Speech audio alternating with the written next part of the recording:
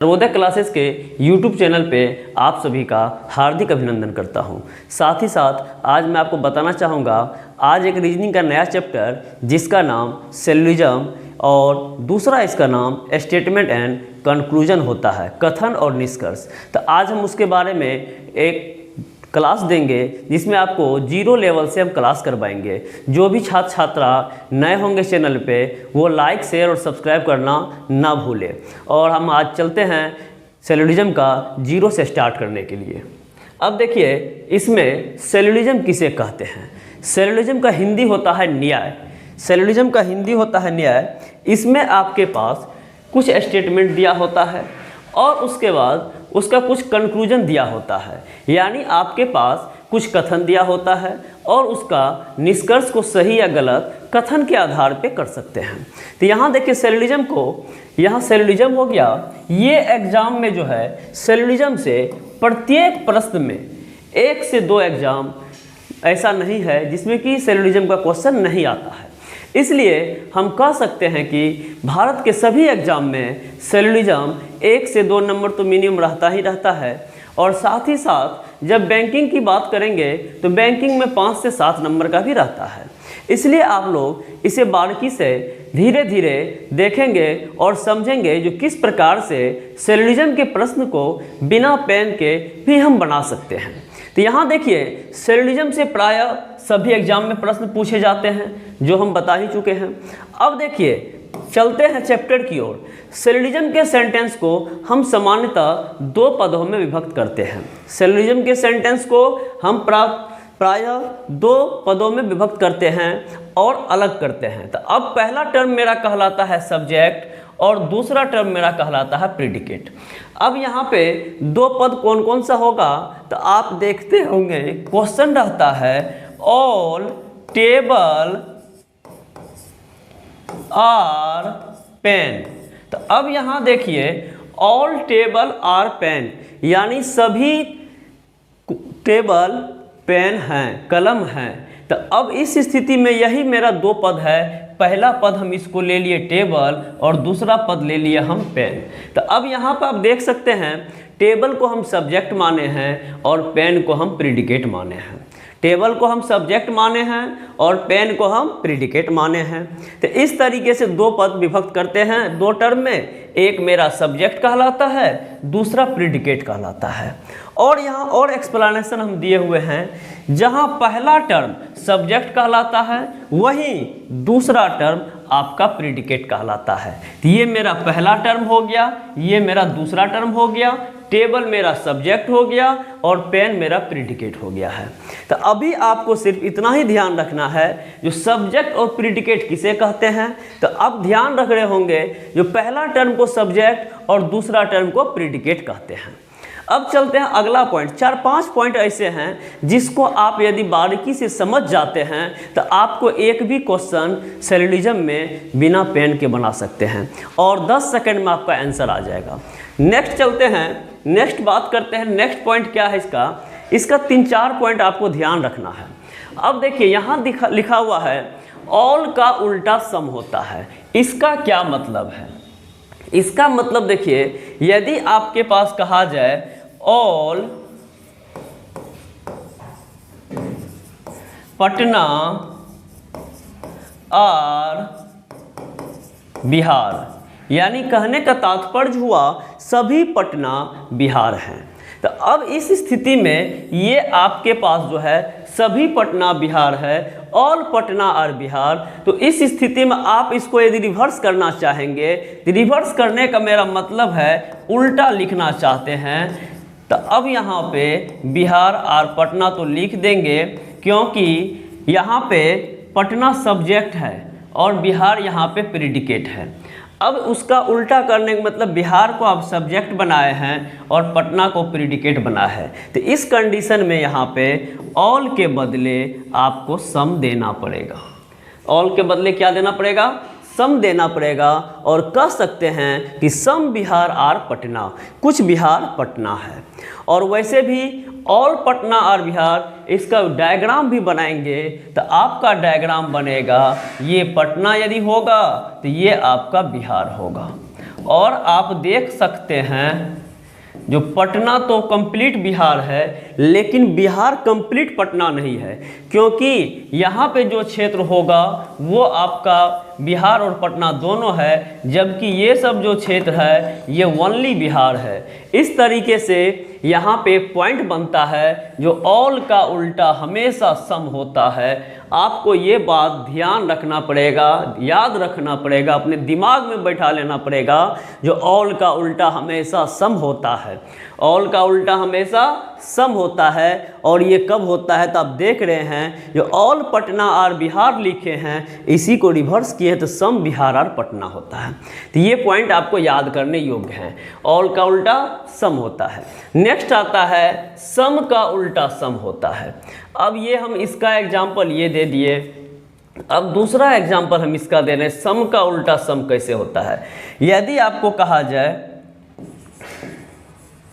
Some table are chairs. अब यहाँ पे सम टेबल और चेयर दिया गया है, तो अब यदि आप यहाँ पे चाहते हैं कि चेयर आ जाए और लास्ट में टेबल आ जाए, तो अब यहाँ पे आपको लिखना पड़ेगा सम चेयर्स आर टेबल।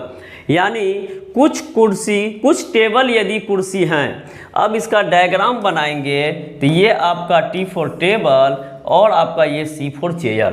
तो आप कह सकते हैं सम टेबल आर चेयर। तो कुछ टेबल जो है, ये जो टेबल है ये आपका चेयर है, लेकिन इधर से देखेंगे तो ये चेयर है, ये आपका टेबल है। तो इस स्थिति में सम का रिवर्स सम होता है, ये ध्यान रखना पड़ेगा। सम का रिवर्स सम होता है। और तीसरा जो आपके पास है all all by any, all by any यहाँ होना चाहिए।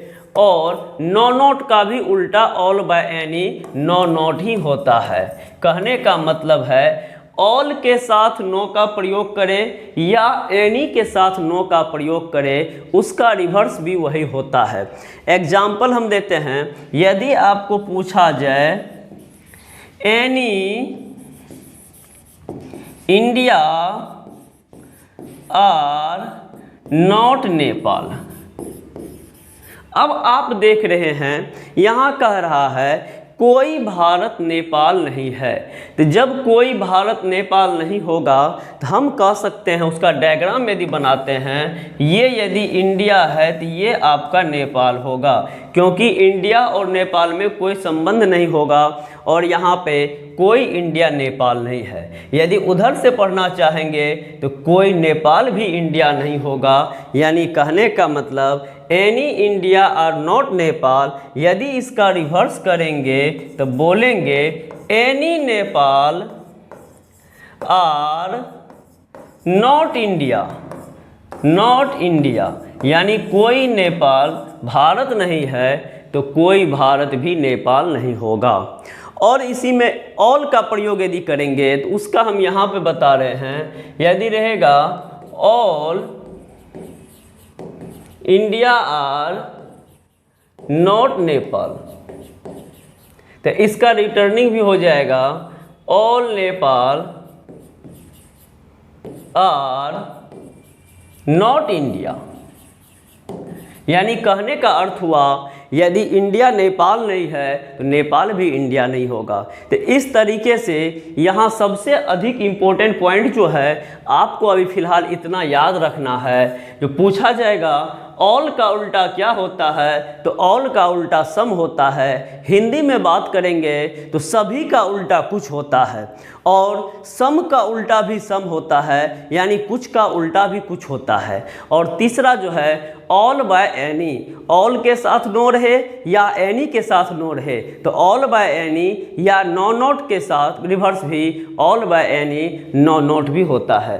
अब आप ध्यान देंगे यहाँ से यहाँ तक का जो रिवर्स है ये भी सेम होता है, सम का रिवर्स भी सेम होता है। सिर्फ और सिर्फ ऑल का रिवर्स सम होता है, ये थोड़ा चेंज है। तो इस तरीके से सम का सम होगा, याद करने का ज़रूरत नहीं। All by any no note का उल्टा all by any no not होगा, याद करने का ज़रूरत नहीं। सिर्फ ध्यान रखना है कि ऑल का रिवर्स सम होता है, ये ध्यान रखना है। तो इस तरीके से यहाँ इतना पॉइंट आपको ध्यान रखना है। नेक्स्ट चलते हैं अगला पॉइंट की ओर। अगला पॉइंट क्या कहता है, देखिए अगला पॉइंट जो आपका है, अगला पॉइंट है मिडिल टर्म। अब यहाँ मिडिल टर्म किसे कहते हैं? मिडिल टर्म का मतलब होता है मीडिएटर, और मीडिएटर का मतलब होता है जो एक दूसरे को जाने। जैसे कहने का मतलब, अब मिडिल टर्म होने का मतलब है ए का दोस्त बी है और बी का दोस्त सी है। तो अब यहाँ पे कह सकते हैं जो मिडिल टर्म का जो फर्ज निभाएगा वो आपको निभाएगा बी, क्योंकि बी एक ऐसा व्यक्ति है जो ए को भी जानता है और बी ही एक ऐसा व्यक्ति है जो सी को भी जानता है। तो इस तरीके से आप कह सकते हैं यहाँ मिडिल टर्म के रूप में बी आपका काम करेगा, क्योंकि ए जो है सी को नहीं जानता है और सी ए को नहीं जानता है, और ये एक दूसरे से जब दोस्ती करना चाहेगा तो बी चाहे तो ये दोनों से करवा सकता है, क्योंकि बी मिडिल टर्म है। और मिडिल टर्म का मतलब ही होता है जो एक दूसरे को जाने। जैसे बी ए को भी जान रहा है और बी ही सी को जान रहा है, तब ये आपका मिडिल टर्म कहलाता है। तो मिडिल टर्म कहने का मतलब ऐसा टर्म जो दोनों सेंटेंस में कॉमन हो, उसे मिडिल टर्म कहते हैं। अब यहाँ देखिए मिडिल टर्म का हम कुछ वैल्यू दिए हैं। मिडिल टर्म हमेशा आपका काम करेगा या नहीं करेगा, इसका कुछ यहाँ पे वैल्यू दिए हैं, और मिडिल टर्म जो दोनों सेंटेंस में कॉमन हो। जैसे एक क्वेश्चन हम दिखा रहे हैं, आपको पता चल जाएगा कि मिडिल टर्म यहाँ पे कौन है। देखिए यहाँ पे जैसे मिडिल टर्म की बात करें तो मिडिल टर्म आप देख रहे हैं, सभी पत्ते फल हैं, कुछ फल तने हैं, सभी तने जड़ हैं। तो अब यदि मिडिल टर्म की बात हो तो इस दोनों सेंटेंस में मिडिल टर्म की बात हो इस दोनों सेंटेंस में फल है मिडिल टर्म और इस दोनों सेंटेंस में तना है मिडिल टर्म। तो इसी तरीके से यदि अब हमको जड़ से फल के पास जाना पड़ेगा, जड़ से फल के पास जाना पड़ेगा, तो बीच वाला मिडिल टर्म से बात करके ही जाना पड़ेगा। और यही जब बीच वाला मिडिल टर्म के पास जाएंगे तो हम इससे पूछेंगे जो वैल्यू क्या है तुम्हारा। यदि वहाँ पे वैल्यू मेरा मैच करेगा, यदि रिजल्ट देने योग्य होगा तो सही होगा, यदि रिजल्ट देने योग्य नहीं होगा तो गलत हो जाएगा। तो हम आगे देखेंगे जो किस तरीके से हम क्वेश्चन को सॉल्यूशन करते हैं। अब चलते हैं मिडिल टर्म। तो मिडिल टर्म में कुछ बात है जिसको आप ध्यान रखेंगे। मिडिल टर्म में देखिए आपको ध्यान रखना है, यदि दो कॉमन टर्म का वैल्यू, दो मिडिल टर्म का वैल्यू 50-50 आएगा, 50-50 आएगा, 50-50 होगा, तो वो कभी भी रिजल्ट नहीं देगा। दो मिडिल टर्म का वैल्यू यदि 50-50 आएगा तो वो कभी रिजल्ट नहीं देगा। एग्जाम्पल के तौर पे हम आपको कह सकते हैं, एग्जाम्पल दे दे सम ए आर बी और दूसरा दे दे सम बी आर सी। अब यहाँ निष्कर्ष दे दे सम ए आर सी। तो अब आप यहाँ पे कह सकते हैं, यहाँ पे मिडिल टर्म जो आपका है, यहाँ पे मिडिल टर्म आपका ये बना मिडिल टर्म। तो अब यहाँ पे आप देख सकते हैं जो यहाँ पे मेरा निष्कर्ष था सम ए आर सी। अब जो ए आर सी था तो ए यहाँ पे है, सी यहाँ पे है, और उन दोनों के बीच में मिडिल टर्म मेरा बी और बी है। तो अब हम चेक करेंगे जो मिडिल टर्म का वैल्यू क्या है। तो इसका 50 होगा, इसका 50 होगा, वो हम आपको आगे बताएंगे। और जब ये 50-50 हो जाएगा तो नॉट पॉसिबल, इसीलिए सम ए आर सी मेरा गलत निष्कर्ष हो गया। इसलिए सम ए आर सी मेरा गलत निष्कर्ष हो गया। तो इस तरह से देखेंगे जब मिडिल टर्म का वैल्यू 50-50 होगा तो वो नॉट पॉसिबल होगा। अगला चलते हैं, जब मिडिल टर्म का वैल्यू 150 होगा तब क्या होगा। तो जब मिडिल टर्म का वैल्यू 150 होगा तो वो आपका पॉसिबल होगा। मिडिल टर्म का वैल्यू 150 होगा तो वो आपका पॉसिबल होगा। कैसे होगा तो देखिए हम बता रहे हैं, यहाँ पे लिख दे ऑल BRC। अब इस कंडीशन में जब यहाँ ऑल का प्रयोग हो गया है तो ये मेरा 100 हो जाएगा और ये मेरा 50 हो गया। इसका मतलब है मिडिल टर्म यहाँ पे मेरा रिजल्ट दे देगा, और जब ये दोनों का मिडिल टर्म का वैल्यू कंप्लीट हो गया तो 20 से हटाइए और इसका रिजल्ट आएगा सम ARC, तब सही हो जाएगा। या इसके बदले में इंटरचेंज भी करके दे दे सम CRA, तो ये भी आपका सही हो जाएगा। तो इस तरीके से आप देख सकते हैं कि मिडिल टर्म का वैल्यू कैसे होगा। तो ये 150 होगा तो पॉसिबल होगा, 50-100 भी होगा तो पॉसिबल होगा, 50-100 भी होगा तो भी पॉसिबल होगा। और यहाँ पे इसका एग्जांपल हम दे रहे हैं, यदि आपके पास रहे एनी पटना आर नॉट गया, और दूसरा रहे एनी गया आर नॉट रांची। अब एक चीज़ देखिए, यहाँ पे दो निष्कर्ष आपके कथन आपके पास दिया गया है। पहला कथन है एनी पटना आर नॉट गया, यानी इसका हिंदी हो गया कोई पटना गया नहीं है, और दूसरा हो गया कोई गया रांची नहीं है। अब आपके पास निष्कर्ष यहाँ दे दे any Patna are not Ranchi. अब आपको पूछे एनी पटना और नॉट रांची, क्या ये सही है या गलत है? तो एक चीज़ ध्यान दीजिएगा, अब यहाँ देखिए मेरे पास जो है यहाँ पे कॉमन टर्म गया और गया है, तो गया गया कॉमन टर्म है और दोनों का वैल्यू यहाँ पे 100 होता है, वो हम बताएंगे। तो अब यहाँ पे 100 कैन भी पॉसिबल हो गया, यानी हो भी सकता है नहीं भी हो सकता है। तो अब यहाँ तो हमको कन्फर्म पता नहीं चला जो हो गलत होगा कि सही होगा, लेकिन इसको क्या करना होगा, तो एक और पॉइंट है यहाँ पे, वो होता है माइनस, ये होता है माइनस। यानी किसी सेंटेंस के साथ ऑल बाय एनी के साथ यदि नो नॉट का प्रयोग कर दिया जाता है तो वो सेंटेंस निगेटिव कहलाता है, और दो निगेटिव सेंटेंस का रिजल्ट कभी भी संभव नहीं है। इसलिए माइनस माइनस नो कंक्लूजन होता है। अगला चीज़ हम आपको दिखाएंगे।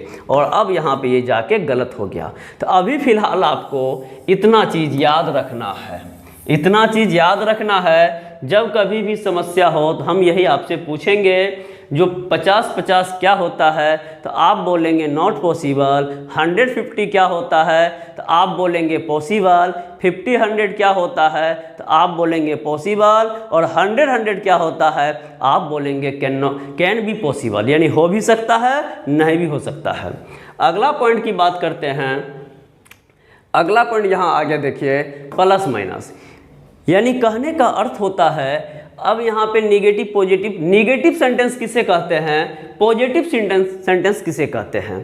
तो जिस किसी संख्या में ऑल बाय एनी, यानी ऑल के साथ एनी और नो और नॉट, इसमें से ये प्रयोग हो जाए, ऑल के साथ नो लगाए चाहे ऑल के साथ नॉट लगाए, एनी के साथ नो लगाए चाहे एनी के साथ नॉट लगाए, तो यहाँ पे हम इसको निगेटिव सेंटेंस बोलते हैं।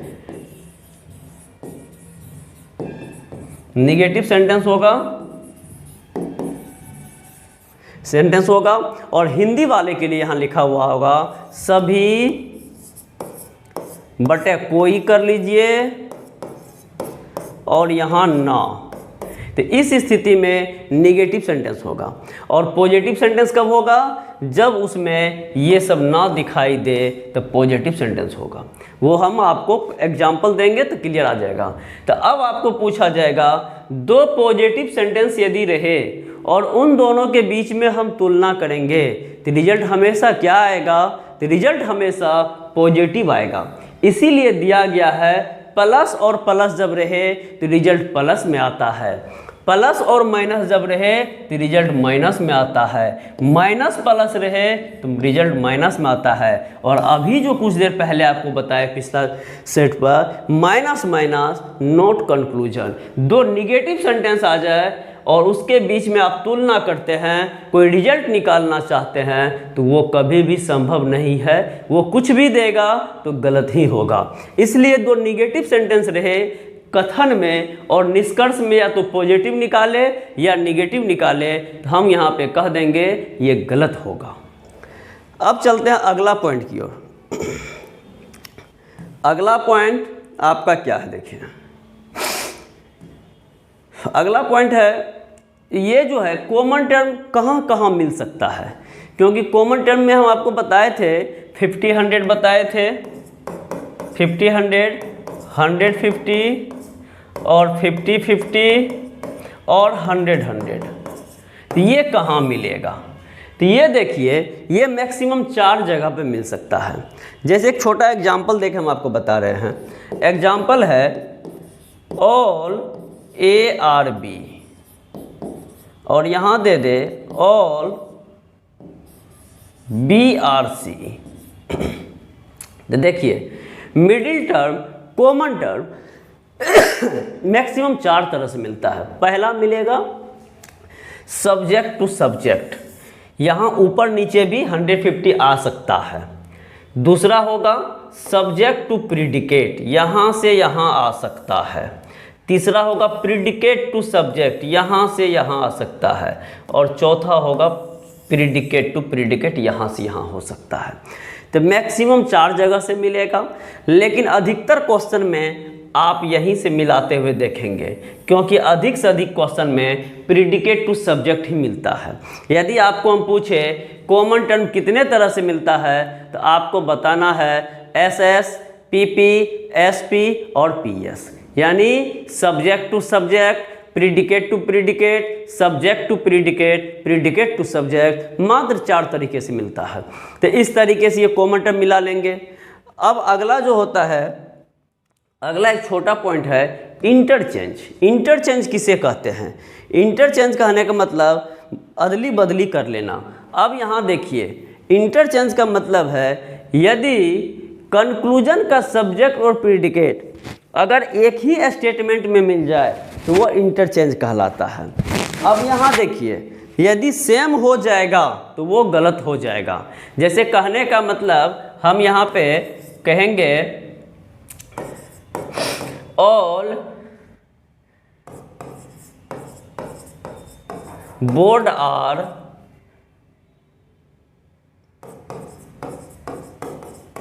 Marker, all board are marker.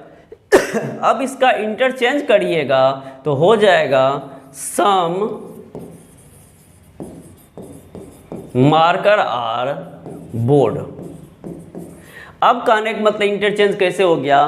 अब देखिए, ये मार्कर है और ये बोर्ड है, ये इसी में मिल गया है बोर्ड और मार्कर। यदि यही सब पूरा कंप्लीट हम उतार देते ऑल बोर्ड आर मार्कर, तो ये मेरा स्टेटमेंट जो था उसी का री स्टेटमेंट हो जाता। यानी स्टेटमेंट को 100% उतार देना, जैसे ऑल बोर्ड आर मार्कर, तो ये मेरा री स्टेटमेंट हो जाता। और री स्टेटमेंट कभी भी सिलोजिज्म में गलत होता है। अब यहाँ पे ये मेरा सही हो जाएगा। ये क्यों सही हो जाएगा? क्योंकि ये इसका इंटरचेंज कर दिया है। इंटरचेंज क्या होता है? तो ऑल का उल्टा सम होता है, ऑल का उल्टा सम होता है। बोर्ड आपका यहाँ था सब्जेक्ट के रूप में, तो यहाँ चला गया है प्रीडिकेट के रूप में, और मार्कर यहाँ था प्रीडिकेट के रूप में, तो मार्कर वहाँ आ गया है सब्जेक्ट के रूप में। और इज एम आर बीच में जो भी रहेगा उससे कोई लेना देना नहीं है। तो इस तरीके से सम मार्कर आर बोर्ड मेरा सही होगा, जबकि ऑल बोर्ड आर मार्कर ये जो है री स्टेटमेंट होने के कारण गलत हो जाएगा। तो इंटरचेंज इसे कहते हैं। यदि सब्जेक्ट को प्रीडिकेट इंटरचेंज करके दे दे निष्कर्ष में, तो वो आपका सही होता है। आखिरी नियम अब यहाँ पे आखिरी नियम है और वो है ऐदर का नियम।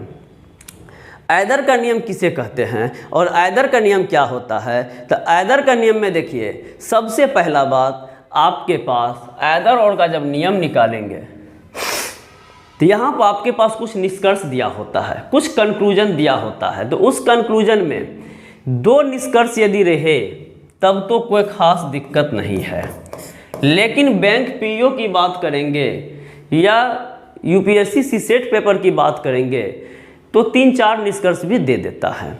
यानी जो थोड़ा लेवल का एग्जाम है उसमें 3-4 निष्कर्ष भी दे देता है और कभी कभी सीजीएल में भी दे देता है। तो जब 3-4 निष्कर्ष दे दे तब अलग चीज़ है, और वहाँ भी क्या होगा वो बता देते हैं। देखिए, जब निष्कर्ष की संख्या 2 हो, चाहे 3 हो, चाहे 4 हो, जब यहाँ निष्कर्ष दिया गया होगा तो सबसे पहला चीज़ जो ध्यान रखेंगे, दोनों नियमतः गलत हो जाए। जब 2 रहेगा तो दोनों गलत हो जाए। यदि 2 से अधिक होगा तब होगा कम, आप लोग नोट करते चलिएगा, कम से कम 2 निष्कर्ष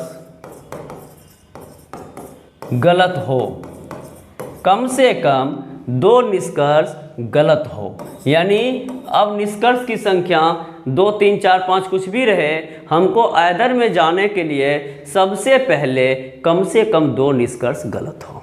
तो मान के चलते मेरा 2 निष्कर्ष यहाँ पे 1 और 4 गलत हो गया, 1 और 4 गलत हो गया, और ये दोनों मान के चलते हैं सही है।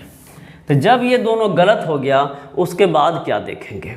उसके बाद अगला पॉइंट देखेंगे, एक पॉजिटिव और निगेटिव हो, एक पॉजिटिव हो, यानी कहने का मतलब दोनों निष्कर्ष में से, इन दोनों निष्कर्ष में से किसी एक निष्कर्ष में हाँ का प्रयोग करे और किसी में कहे ना का।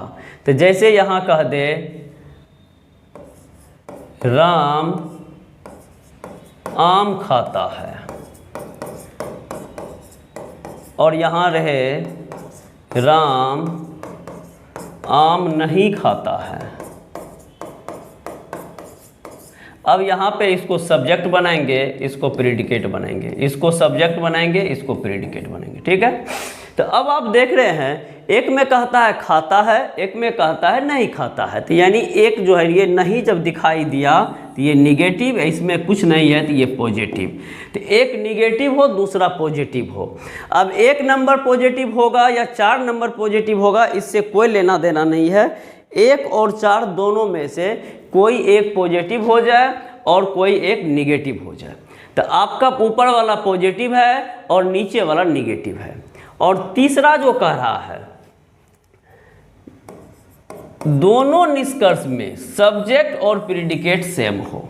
अब यहाँ भी राम आम खाता है, राम के बारे में चर्चा है, और वहाँ भी राम आम नहीं खाता है। तो यहाँ भी देखिए राम आम और खाता है, और राम आम नहीं खाता है। तो अब देख रहे हैं, एक में राम आम खाता है, एक में राम आम नहीं खाता है। तो सब्जेक्ट बनाए थे राम आम और खाता को बनाए थे प्रेडिकेट, राम आम को सब्जेक्ट और प्रेडिकेट खाता को। इसलिए दोनों निष्कर्ष का सब्जेक्ट और प्रेडिकेट सेम हो, और ये मेरा सेम हो गया है।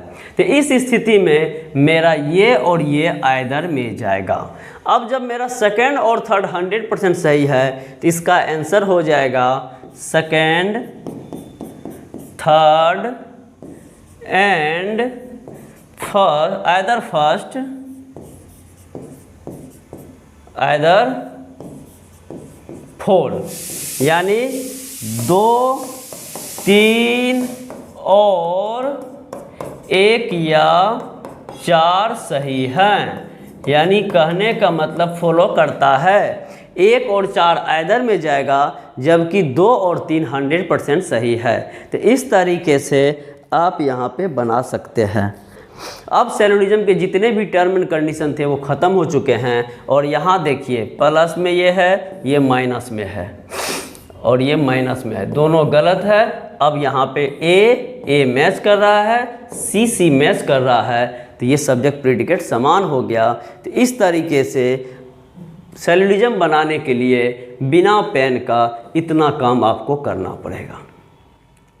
अब जब इतना काम कर लेते हैं उसके बाद हम आते हैं प्रश्न पे, जो प्रश्न कैसे बनाया जाए। अब यहाँ देखिए, ये एक्सरसाइज टाइप फर्स्ट हम लिए हैं जिसमें कि बहुत हल्का हल्का क्वेश्चन लिए हैं, और अभी आप देख लेंगे जो बिना पेन का भी आप बना सकते हैं। इसमें क्या क्या करना होता है देखिए, अभी हम 1 से 10 प्रश्न आपको करवाने जा रहे हैं और कुछ निर्देश दिया गया है। निर्देश क्या कह रहा है, नीचे प्रत्येक प्रश्न या प्रश्न समूह में 2 या 3 कथन और उसके बाद निष्कर्ष फर्स्ट और सेकंड दिए गए हैं। कहने का मतलब है स्टेटमेंट जो है आपको कहीं 2 हो सकता है, कहीं 3 हो सकता है, कथन जिसको अंग्रेजी में स्टेटमेंट कहते हैं, और उसके बाद 2 निष्कर्ष है फर्स्ट और सेकंड, ये आपको दिए गए हैं।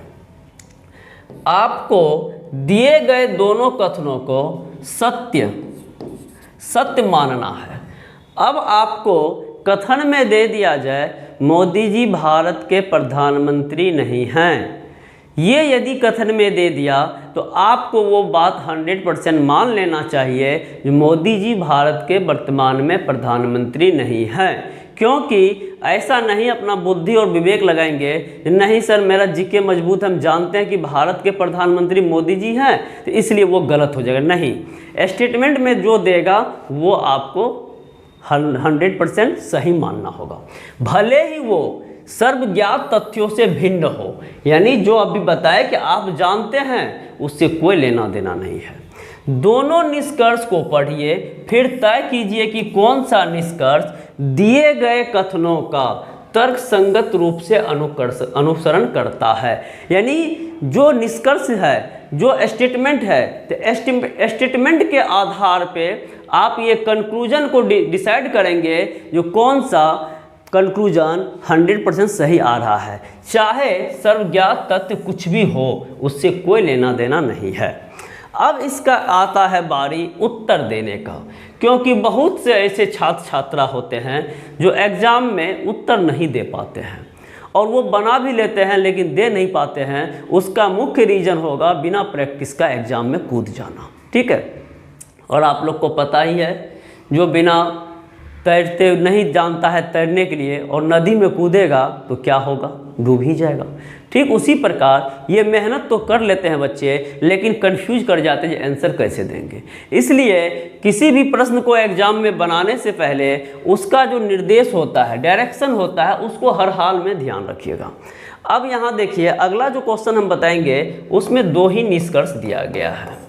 2 ही निष्कर्ष दिया गया है तो आंसर कैसे देना है, दीजिए यदि केवल निष्कर्ष 1 अनुसरण करता है। यानी कहने का अर्थ होता है only first follow option A. यदि ओनली फर्स्ट फॉलो तो देन ऑप्शन ए, इसका मतलब हो गया ओनली फर्स्ट फॉलो यानी 2 नंबर निष्कर्ष आपका क्या होगा, गलत होगा। तो इसलिए only first follow option A. दूसरा कहता है दीजिए यदि केवल निष्कर्ष सेकंड अनुसरण करता है, क्योंकि बार बार ध्यान दीजिए केवल का प्रयोग किया गया है, ओनली का प्रयोग किया गया है।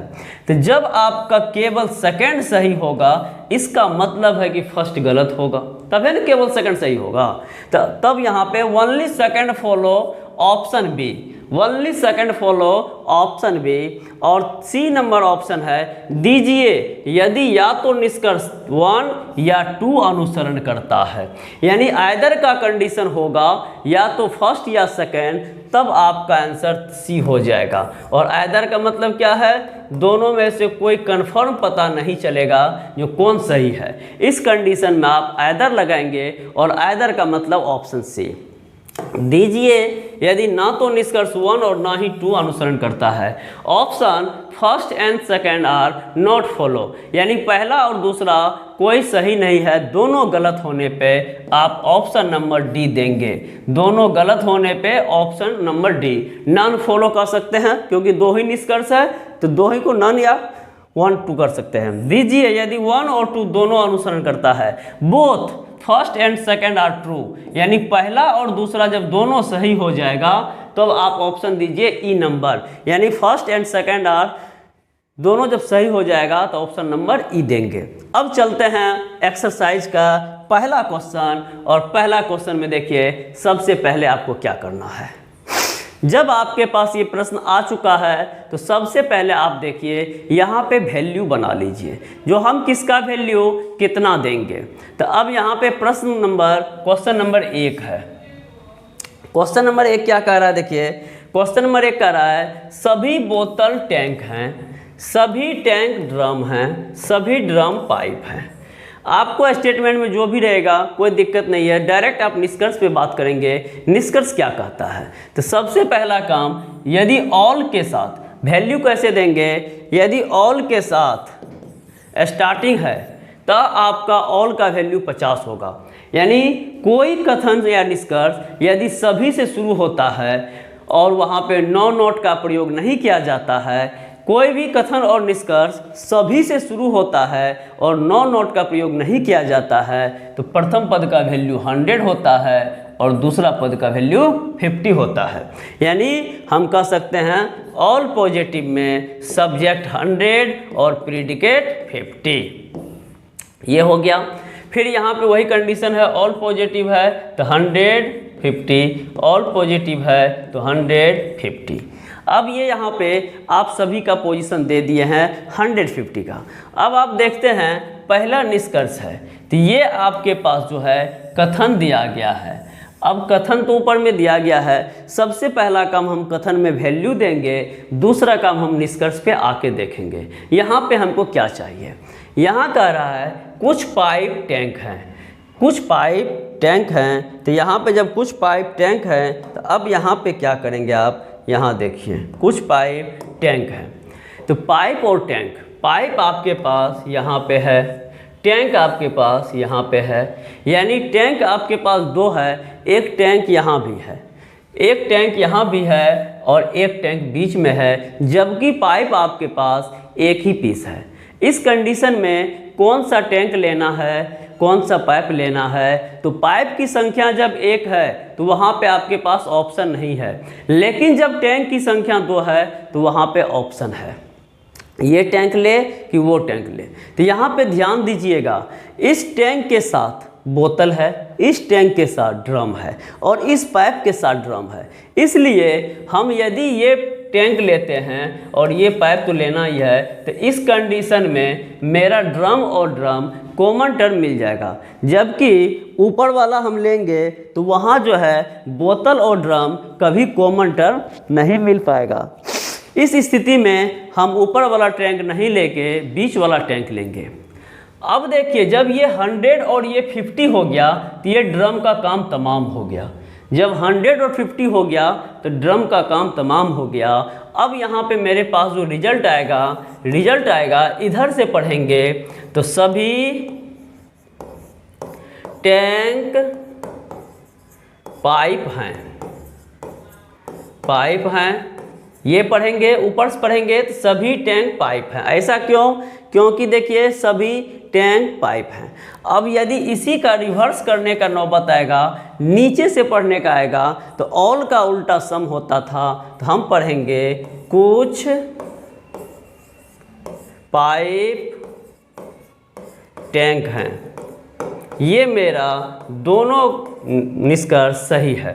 अब इस स्थिति में मेरे पास ऑप्शन में कभी निष्कर्ष में कभी ये रह सकता है, कभी ये रह सकता है। तो यहाँ देखिए कुछ पाइप टैंक हैं, कुछ पाइप टैंक हैं, इसका मतलब निष्कर्ष फर्स्ट मेरा सही हो गया, निष्कर्ष फर्स्ट मेरा सही हो गया। दूसरा कहता है कुछ ड्रम बोतलें हैं। अब ड्रम की बात करेंगे तो ड्रम जो है मेरे पास ये वाला लेंगे, ड्रम जो है मेरे पास ये वाला लेंगे और यहाँ भी ड्रम है। और बोतल की बात है तो बोतल तो सिर्फ एक ही पीस है ऊपर वाला, तो बोतल ऊपर वाला लेंगे। अब ये बीच वाला ड्रम और नीचे वाला ड्रम हम देख रहे हैं कि बीच वाला ड्रम लेने से टैंक और टैंक मेरा कॉमन टर्म मिल जाएगा, जबकि नीचे वाला ड्रम लेने से पाइप और बोतल मेरा नहीं मिलेगा, इसलिए हम ये वाला ड्रम लेंगे।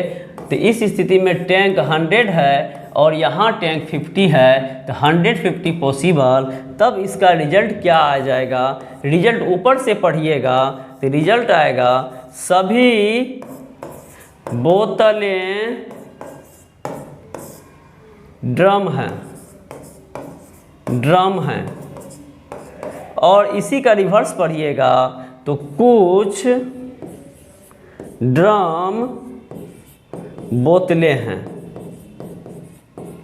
अब यहाँ देखिए तो यहाँ देख रहे हैं कि कुछ ड्रम बोतलें हैं। इस स्थिति में मेरा फर्स्ट और सेकंड दोनों सही हो गया। जब फर्स्ट और सेकंड दोनों सही हो गया तो हमको पता है ऑप्शन नंबर ई आपका सही आंसर हो जाएगा। एक दोनों सही है, ऑप्शन नंबर ई यानी बोथ फॉलो।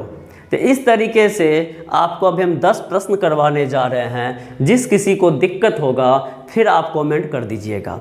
और एक चीज़ ध्यान रखिएगा, जो भी मेरे चैनल पे नए होंगे वो कृपया करके लाइक, शेयर और सब्सक्राइब करना ना भूलें। नेक्स्ट चलते हैं, और यदि फेसबुक पेज पे देख रहे होंगे तो वहाँ पे आप हमको फॉलो कर सकते हैं। नेक्स्ट क्वेश्चन की बात करते हैं। नेक्स्ट क्वेश्चन देखिए, यहाँ पे क्या करना है। सबसे पहला काम, सम के साथ पॉजिटिव, सम पॉजिटिव रहने पर दोनों का वैल्यू 50-50। दोनों कहने का मतलब सब्जेक्ट और प्रीडिकेट का वैल्यू 50-50। और ऑल पॉजिटिव रहने पर आपको बता ही चुके हैं। अब यहाँ पे पत्थर 50, ईंट 50, ईंट 50, छड़ 50, छड़ 100 और खिड़की 50। ये इतना काम आपको कर देना है। और इतना काम करने के लिए आपको ध्यान रखना पड़ेगा जो कहाँ क्या करना है। अब यहाँ पे देखिए निष्कर्ष में दिया गया है कुछ खिड़कियाँ ईंट हैं, कुछ खिड़कियाँ ईंट हैं। तो अब आप ये पता करिए जो खिड़कियाँ है कहाँ पे और ईंट कहाँ पे है। अब देखिए ईंट और खिड़कियाँ लेना है तो खिड़कियाँ तो सिंगल पीस है तो ये कंपलसरी है। ईंट जो है ऊपर लेंगे कि बीच में लेंगे, तो यहाँ पे हम बीच में लेंगे। क्यों लेंगे, क्योंकि छड़ और छड़ मैच करेगा। तो अब ये ईंट ले लिए, इन दोनों के बीच में मेरा कॉमन टर्म मिल गया छड़, और दोनों छड़ का वैल्यू 150 होने का मतलब पॉसिबल, 150 होने का मतलब पॉसिबल। इसका कहानी ख़त्म। अब यहाँ से पढ़िए कुछ ईंट खिड़कियाँ हैं, यहाँ से पढ़िए कुछ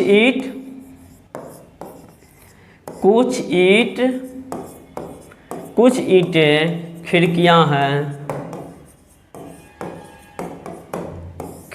हैं, या इसी का रिवर्स करिएगा तो कुछ खिड़कियाँ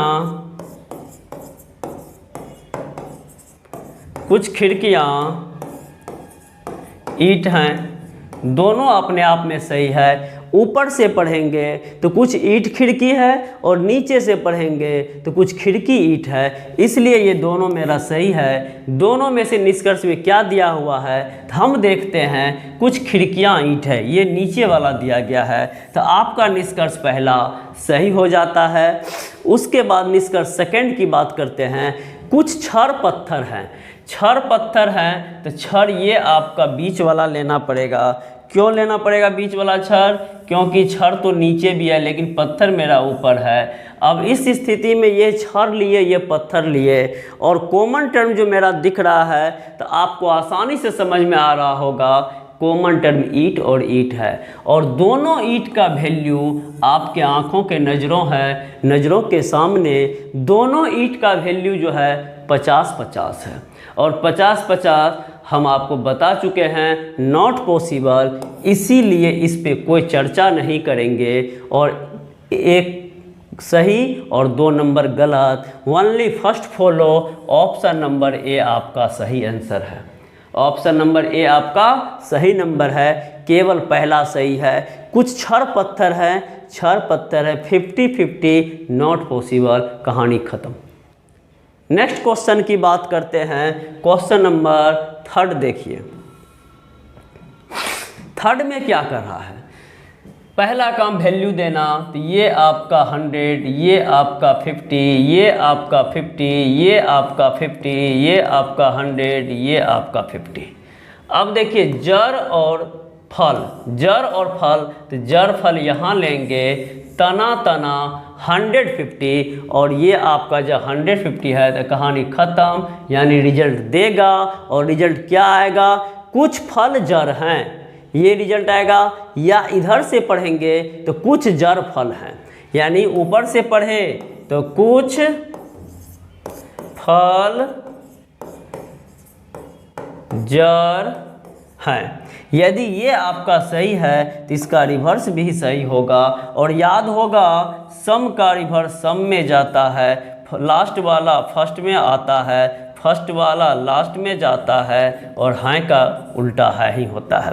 तो कुछ फल जड़ हैं या कुछ जड़ फल हैं, तो मेरे पास कुछ जड़ फल हैं, ऑप्शन नंबर फर्स्ट सही है। चलते हैं हम ऑप्शन नंबर सेकंड के पास, और सेकंड में तना और फल है।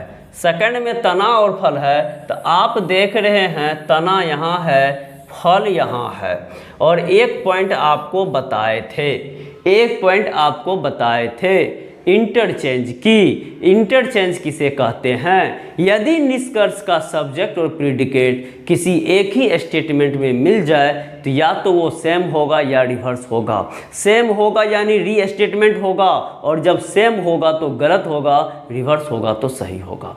अब यहाँ देखिए कुछ तने फल हैं और यहाँ है कुछ फल तने हैं, तो कुछ यहाँ पे कुछ का रिवर्स कुछ होता है, फल आपका लास्ट में है, सॉरी फर्स्ट में है, यहाँ फल आपका लास्ट में है, तना आपका लास्ट में है, यहाँ तना फर्स्ट में है। और बताए थे ईच एम आर का रिवर्स कोई मतलब नहीं है। इस स्थिति में ये 2 नंबर कथन का ये रिवर्स है, इंटरचेंज है, इसीलिए आपका ये भी सही और ये भी सही। ऑप्शन नंबर ई, यानी दोनों अनुसरण करता है, first and second both follow.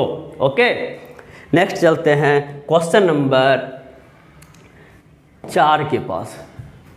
अब यहाँ देखिए निगेटिव वाला आ गया है, तो यहाँ क्या करेंगे, ये आपका 50, ये आपका 50, ये आपका 50, ये आपका 50, ये आपका 100, ये आपका 100, यानी 100 कब होता है, ऑल बाय एनी, और नो नोट रहने पर सब्जेक्ट भी 100 और प्रीडिकेट भी 100, ये ध्यान रखना है।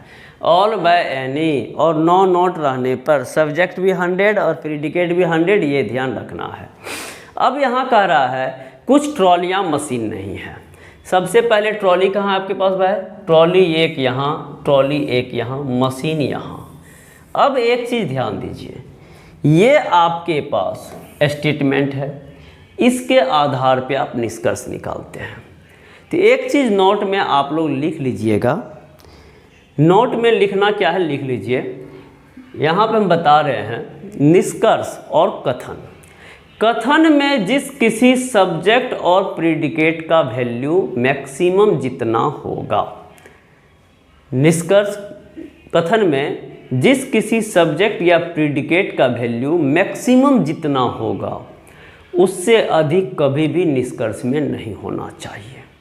उससे अधिक कभी भी निष्कर्ष में नहीं होना चाहिए, या तो कम होगा या उसके बराबर होगा। एक छोटा सा एग्जाम्पल देते हैं। किसी क्लास में 50 बच्चे पढ़ते हैं,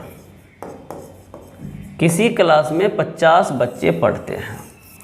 अब ये बच्चे एग्ज़ाम दिए, तो ये बच्चे एग्ज़ाम दिए तो मैक्सिमम कितने बच्चे पास करेंगे, 50 या 40 या 10। लेकिन इसी में कोई कह दे कि मेरे यहाँ से इस बार 100 रिजल्ट आ गया है, मेरे यहाँ से भी इस बार 100 रिजल्ट आ गया है, तो क्या ये संभव है? कभी संभव नहीं है, क्योंकि यदि बच्चे आपके पास 50 हो तो रिजल्ट कभी 100 नहीं आ सकता है। ठीक उसी प्रकार स्टेटमेंट में जिस किसी का वैल्यू ज़्यादा होगा, उससे ज़्यादा कभी भी निष्कर्ष में नहीं हो सकता है। या दूसरा एग्जाम्पल लीजिए, किसी बनिए के पास 100 केजी चीनी है और वो कहता है आज हम 200 केजी चीनी बेच दिए हैं, और अब ये दिमाग मत लगाइएगा कि वो 100 केजी मंगा लिया होगा, ऐसा नहीं है, क्योंकि स्टेटमेंट में आप मंगा नहीं सकते हैं, जो है उतना ही रहेगा। तो इसलिए हम आपको स्टेटमेंट दिए हैं 100 केजी चीनी है और वो बिक्री आज 200 केजी कर दिया है, तो ये संभव नहीं है। क्यों नहीं है? मैक्सिमम वो 100 बेच सकता है, 90 बेच सकता है, 50 बेच सकता है, लेकिन 200 नहीं बेच सकता है, क्योंकि 100 से अधिक उसके पास है ही नहीं। ठीक उसी प्रकार अब यहाँ ट्रॉली आपके पास 50 है, यहाँ भी 50 है, लेकिन यहाँ ट्रॉली का वैल्यू आपके पास कितना आ गया है? यहाँ ट्रॉली का वैल्यू 100 दे दिया है। तो कभी भी दोनों को जोड़ के काम चलेगा नहीं, इसलिए कहीं एक जगह 100 होना चाहिए और 100 नहीं है। इस स्थिति में ये ट्रॉली का वैल्यू जो 100 दे दिया है और वो ट्रॉली मेरे पास ऊपर में कहीं भी 100 नहीं दिख रहा है एक जगह, इसीलिए ये मेरा रिजल्ट गलत हो गया। इसलिए मेरा रिजल्ट क्या हो गया? गलत हो गया। अब चलते हैं, कोई बैग मशीन नहीं है। अब बैग का वैल्यू भी मेरे पास सेम वही है, 50 है, और यहाँ पे बैग का वैल्यू 100 है, इसीलिए ये भी गलत, ये भी गलत, दोनों निष्कर्ष गलत हो गया। दोनों निष्कर्ष जब गलत हो गया तो हम एकाएक ऐदर में नहीं दे सकते हैं, हम एकाएक ऐदर में भी नहीं दे सकते हैं और ना ही नाइदर में दे सकते हैं, क्योंकि ऐदर का नियम था जब कम से कम 2 निष्कर्ष गलत हो तब ऐदर में सोचेंगे।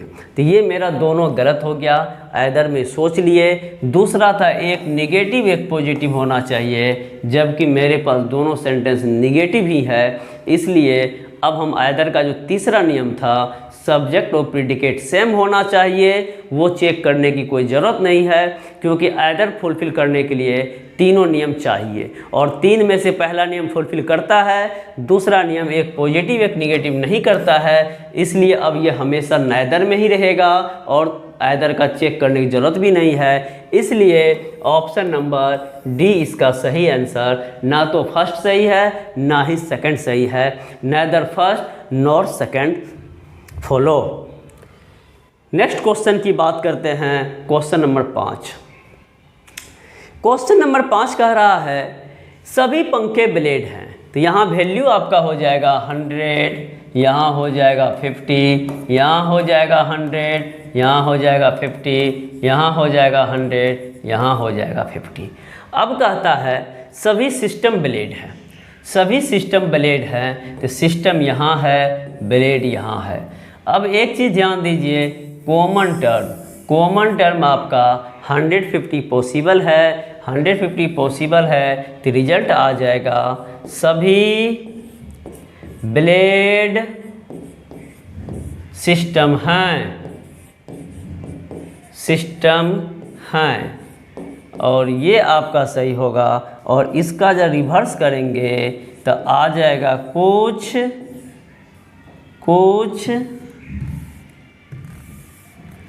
कुछ सिस्टम ब्लेड हैं।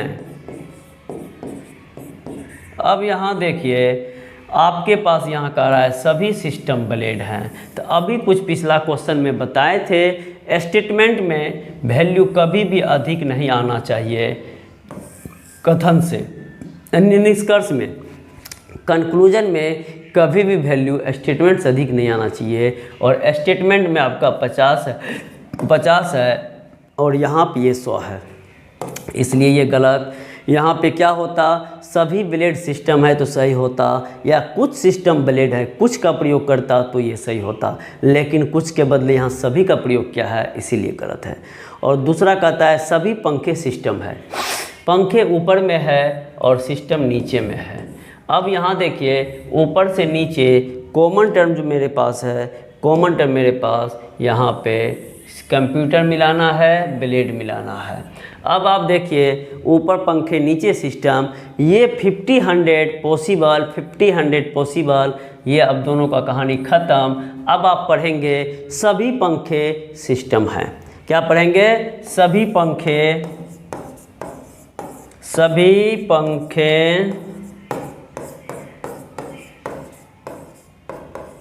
सिस्टम है, सभी पंखे सिस्टम है, और यहाँ पे सभी पंखे सिस्टम है ये दिया गया है, या नहीं तो इसका रिवर्स करेंगे, रिवर्स हो जाएगा कुछ सिस्टम पंखे हैं। तो अब आप देख रहे हैं कि सभी पंखे सिस्टम हैं। ये आपका सही only two follow option number B आपका आंसर। नेक्स्ट क्वेश्चन की बात करते हैं, क्वेश्चन नंबर 6। क्वेश्चन नंबर 6 पे ध्यान दीजिएगा। क्वेश्चन नंबर 6 क्या कह रहा है, लड़के फूल। तो यहाँ पे ये 50, ये 50, ये 100, ये 50, ये 100, ये 50।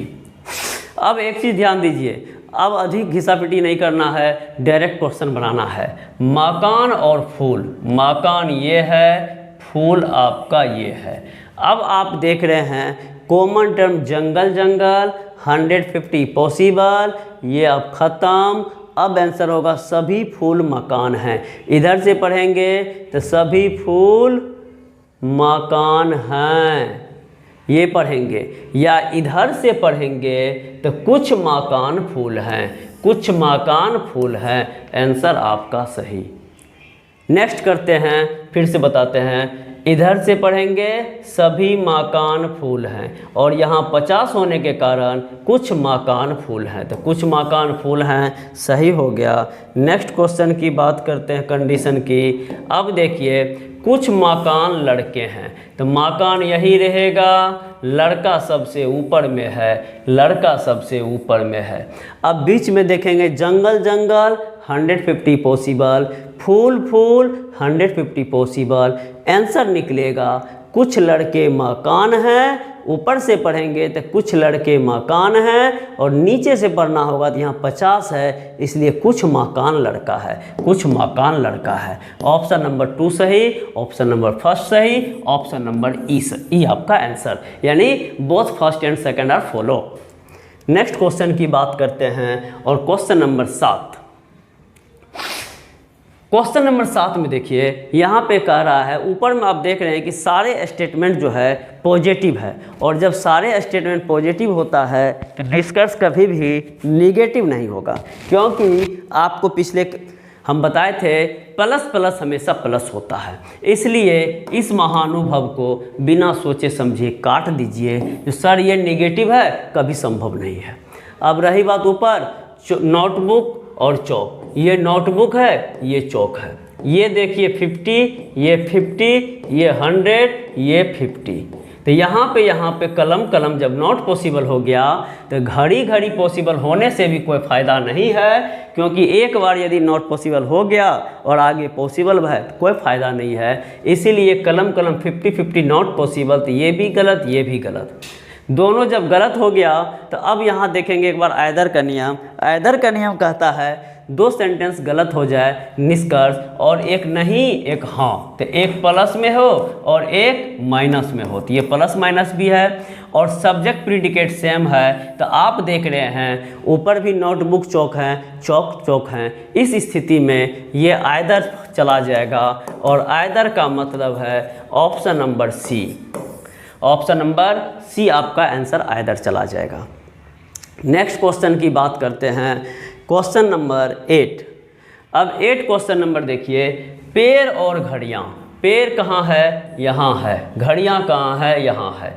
अब एक चीज़ ध्यान दीजिए, ये निष्कर्ष फर्स्ट को हम देख के ही कह देंगे ये मेरा गलत है। गलत क्यों है, क्योंकि आप देख रहे हैं घड़ियाँ सबसे ऊपर में है, पेड़ सबसे नीचे में है। ये सेंटेंस आपका पॉजिटिव है, ये सेंटेंस आपका निगेटिव है, और ये सेंटेंस आपका पॉजिटिव है। तो जब ये दोनों सेंटेंस को मिलाएंगे प्लस माइनस को तो माइनस होगा, और जब ये दोनों को मिलाएंगे तो ये भी माइनस होगा। यानी रिजल्ट हमेशा माइनस में आना चाहिए, और ये रिजल्ट कहीं पर से भी माइनस नहीं दिख रहा, ये प्लस में है, इसीलिए ये गलत है। और दूसरे तरीके से हम देखेंगे तो भी गलत हो जाएगा। आगे बढ़िए। अब यहाँ पेड़ और घड़ियाँ है, तो यही पेड़ यही घड़ियाँ है, और ये आपका निगेटिव है, तो ये सही होना चाहिए। अब दूसरा नियम से चेक कर लेते हैं एक बार। अब देखिए ये दोनों का वैल्यू 50, 100, और ये दोनों का वैल्यू 100, 50, तो ये आपका 150, 150 क्लियर है। अब यहाँ रिजल्ट आएगा सभी घड़ियाँ पेड़ नहीं हैं, ये आ जाएगा। क्यों आ जाएगा, क्योंकि आपका ये निगेटिव सेंटेंस आना चाहिए, इसीलिए हमको पढ़ना पड़ेगा सभी घड़ियाँ पेड़ नहीं हैं। तो सभी घड़ियाँ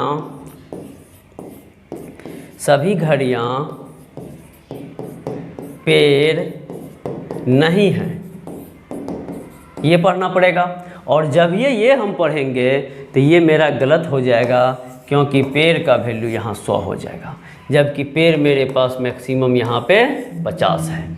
तो इस स्थिति में वैल्यू यहाँ 50 है, यहाँ पे 100 हो गया, क्योंकि एनी के साथ नॉट का प्रयोग किया है। ये दोनों गलत हो गया। जब दोनों गलत हो गया तो एक बार आइदर की ओर सोचेंगे, एक ये प्लस है हाँ, एक ये नहीं, तो ये निगेटिव है, एक पॉजिटिव है। और दूसरा है ये सब्जेक्ट और ये प्रीडिकेट मैच कर रहा है। ऑप्शन नंबर सी आपका हो जाएगा, यानी कहने का मतलब आइदर हो जाएगा। तो आइदर फर्स्ट और सेकंड। नेक्स्ट क्वेश्चन की बात करते हैं, क्वेश्चन नंबर 9। कार्ड चम्मच, कार्ड आपका यहाँ है, चम्मच आपका यहाँ है, और ये जब यहाँ आपका मिडिल टर्म है, ये आपका 50-50 दे रहा है। इसका मतलब है बर्तन आपका 150 देने के बावजूद भी कोई फ़ायदा नहीं है। एक बार यदि यहाँ पे गलत हो गया तो आगे चेक करने की कोई ज़रूरत नहीं है। एक बार यदि यहाँ पे 50-50 नॉट पॉसिबल, तो ऊपर बढ़ने से कोई फ़ायदा नहीं है। अब प्याले चम्मच की बात करेंगे। प्याले ये है, चम्मच ये है, दोनों का कॉमन टर्म क्या है? बर्तन बर्तन 150 पॉसिबल। रिजल्ट होगा कुछ चम्मच प्याले हैं, इधर से पढ़ेंगे तो कुछ प्याले चम्मच हैं। तो ऊपर से पढ़िए तो कुछ चम्मच प्याले हैं, नीचे से पढ़िए तो कुछ प्याले चम्मच हैं, क्योंकि सम का रिवर्स सम ही होता है। इसलिए ऑप्शन नंबर बी इसका सही answer, only two follow. Last question आज के एपिसोड का और आखिरी क्वेश्चन है, कुछ चाबियां ताले हैं, कुछ ताले दरवाजे हैं, कुछ दरवाजे खिड़कियां हैं। अब देखिए खिड़की और ताले के पास जाना है। खिड़की आपके पास यहाँ, ताला आपके पास यहाँ। इस दरवाजे का वैल्यू 50, इस दरवाजे का value 50। 50-50 not possible, 50-50 not possible, इसीलिए निष्कर्ष फर्स्ट गलत। और दूसरा है दरवाजे और चाबियाँ। दरवाजे यहाँ से लीजिए और चाबियाँ यहाँ से लीजिए। ये ताला 50, ये ताला 50 और ये भी ताला 50, तो 50-50 नॉट पॉसिबल। अब यहाँ पे पॉजिटिव निगेटिव नहीं है, इसलिए हम कभी भी आइदर की ओर नहीं जाएंगे। और इस तरीके से मेरा आंसर नॉन फॉलो, यानी first and second are not true, इसलिए ऑप्शन नंबर 4 हो जाएगा, डी हो जाएगा, तो कोई मेरा अनुसरण नहीं करता है। तो इस तरीके से आप देखें, आज हम रीजनिंग के एक मज़ेदार चैप्टर सेल्यूलिज्म लिए हैं, और इसमें आप 1 से 2 क्लास और यदि आप देते हैं ढंग से, तो आपको उम्मीद होगा कि एक भी क्वेश्चन सेल्यूलिज्म का बिना पेन के ही आप बना सकते हैं। ऐसा नहीं कि किसी क्वेश्चन पे आपको पेन उठाने की ज़रूरत पड़ेगा।